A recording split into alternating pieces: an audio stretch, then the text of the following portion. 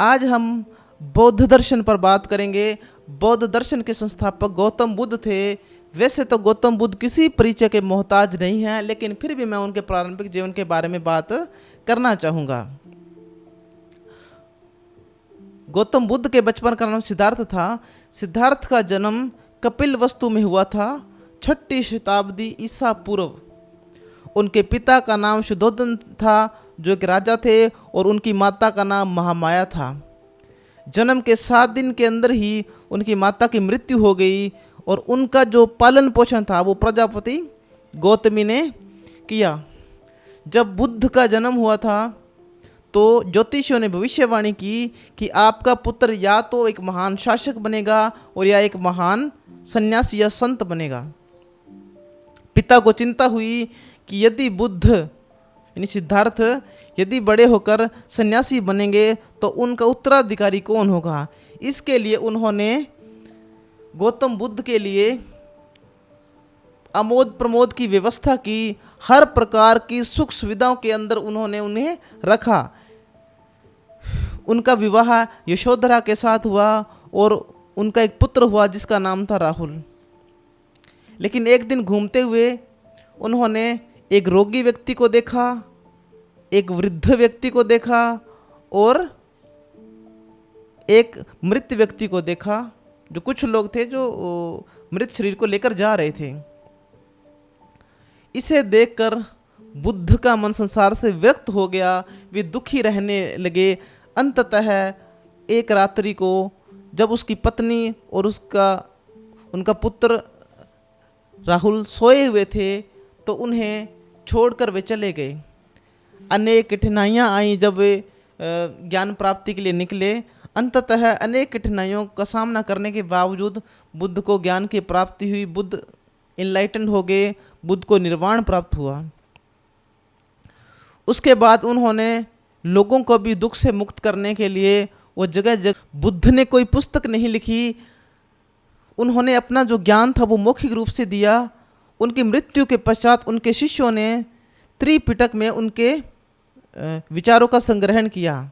सूत पिटक, विनय पिटक और अभिधम पिटक को त्रिपिटक कहा जाता है।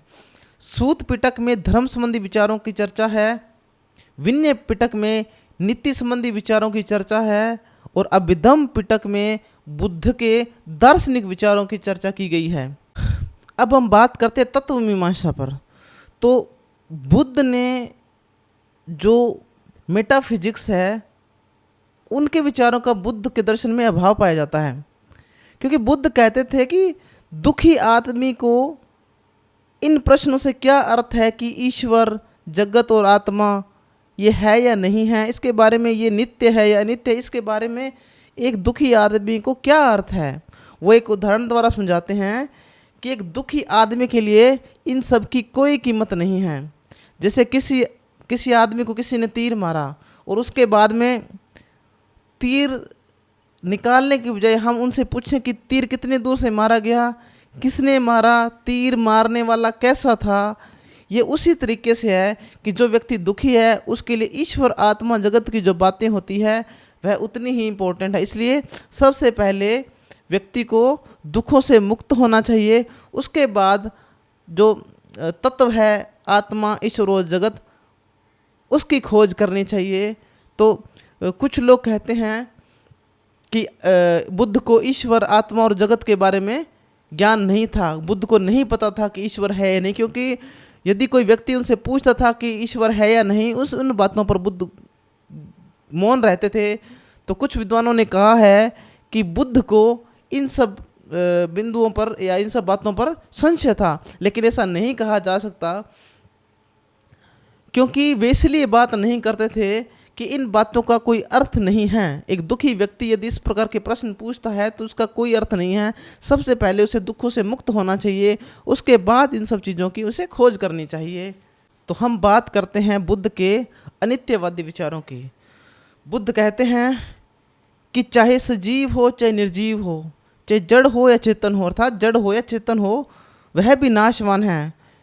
जो आपको नित्य और स्थायी मालूम पड़ता है उसका भी नाश होगा। जो महान है उसका भी पतन होगा। यदि कोई रोगी हो सकता है तो वह रोगी होकर रहेगा, और जिसका जन्म हुआ है उसकी मृत्यु होगी, और जो वृद्ध हो सकता है वो वह वृद्ध होकर रहेगा। बुद्ध इस प्रकार बताते हैं कि इस संसार में कुछ भी नित्य नहीं है, इस संसार में जो सब है वह परिवर्तनशील है। इसलिए बुद्ध निहिलिज्म और इटर्नलिज्म के मध्यम मार्ग की बात करते हैं। निहिलिज्म कहता है कि यह संसार अर्थहीन है, और इटर्नलिज्म की बात कहता है कि यह जो आत्मा है वह नित्य है।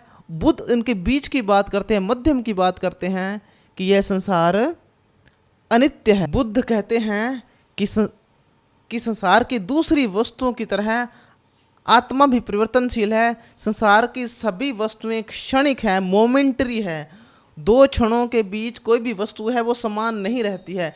जैसे मैं इस क्षण जैसा हूँ उससे अगले क्षण में वैसा नहीं रहूँगा। लेकिन भारतीय दर्शन के जो आस्तिक दर्शन है वह मानते हैं कि आत्मा नित्य है, आत्मा अमर है, आत्मा कभी नहीं मरती है। यह जन्म से पहले भी होती है और मृत्यु के उपरांत भी होती है। यह मृत्यु के उपरांत किसी दूसरे शरीर में प्रवेश करती है। लेकिन बुद्ध ऐसा नहीं मानते हैं। बुद्ध कहते हैं आत्मा भी परिवर्तनशील है। इन विचारों से हम कह सकते हैं कि बुद्ध अनात्मवादी। अब हम बुद्ध के अनिश्वरवादी विचारों की बात करते हैं। बुद्ध कहते हैं कि संसार अनित्य है और परिवर्तनशील है। तो अनित्य और परिवर्तनशील संसार का जो सृष्टा है, उसकी जो रचना करने वाला है, वो ईश्वर कैसे हो सकता है? क्योंकि ईश्वर को मानने वाले ईश्वर को नित्य बताते हैं कि ईश्वर हमेशा से है और ईश्वर इस सृष्टि का निर्माण करता है। तो बुद्ध कहते हैं कि यह तो बड़ी हास्यास्पद बात है कि अनित्य और परिवर्तनशील संसार की रचना करने वाला व्यक्ति नित्य और अपरिवर्तनशील हो सकता है। बुद्ध कहते हैं कि यदि हम यह मान लें कि ईश्वर किसी प्रयोजन से इस सृष्टि की रचना करता है, तो यदि वह किसी प्रयोजन से सृष्टि की रचना करता है तो इस संसार में किस प्रयोजन की पूर्ति हो पाती है? क्योंकि जब यह संसार नाशवान है, जब यह संसार अनित्य है, तो ईश्वर के किस प्रयोजन की इससे पूर्ति हो सकती है?